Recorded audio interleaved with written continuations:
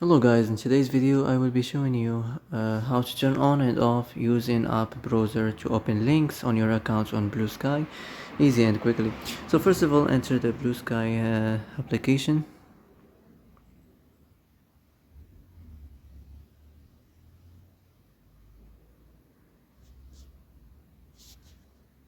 And then go to these three lines up here and then go to the settings and go to the content in the media, and here you will find use in app browser to open links.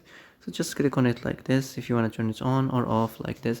So that's how to turn on and off use in app browser to open links easy and quickly.